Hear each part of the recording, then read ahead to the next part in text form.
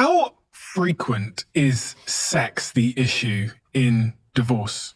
As in, I'm not talking about affairs, I'm saying sexlessness.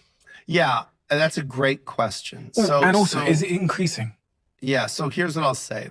It is the thing that separates this relationship from other kinds of relationships.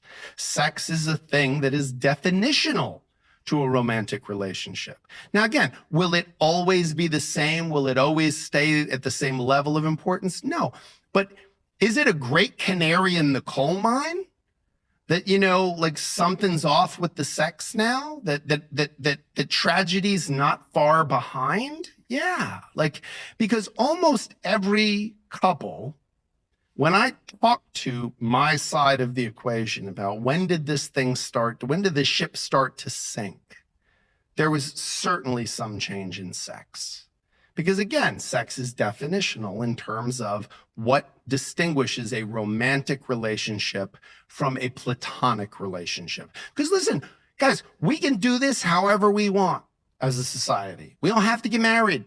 We do not have to get married. We just have to reproduce. But we could just decide, hey, we're just going to reproduce and we're going to live in colonies of platonic, relationships, and we'll just have sex for the purposes of breeding at certain times, and then we'll figure out who gets to raise what kids, and that'll be that. We don't do that. And it's not we don't do that because we've made a set of rules. Societies don't do that. They've never really done that. There's somehow this permutation in the human and animal kingdom keeps coming up where we have pair bonds and we reproduce with the person who's our partner, and then we sort of work together. And how much does the tribe, how much does the rest of the world get involved in that? How extended is the family? How extended is the tribe? That varies, right? From species to species, from culture to culture, from time to time. But this fundamental idea of reproduction between, the male and the female of the species, and there being some then continued interaction and a sharing of responsibilities towards the rearing of the young, it's pretty common, right? So what's the thing that makes A and B? It's the sex. There's sex. There's some romantic or sexual component to that relationship that then leads to reproduction of some kind.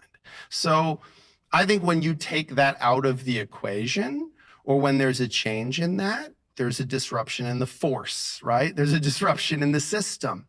And then you can trace it back. And again, sometimes it's not direct cause and effect. We started having less sex and then we stopped being nice to each other. Sometimes it stopped being nice to each other, so we stopped having as much sex. But it's an element. It's always an element there, and then that's my key piece of advice to everyone in the book that I try to say over and over and over again. If you had to summarize it, is pay attention. Just pay attention to what you're feeling, to what your partner's feeling, and then say it. I say that all marital problems stem from two things. I don't know what I want, and I don't know how to express it.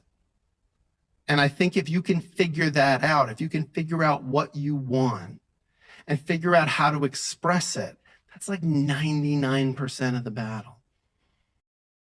Please subscribe to the channel, and if you want to watch the full podcast, the link is in the description below.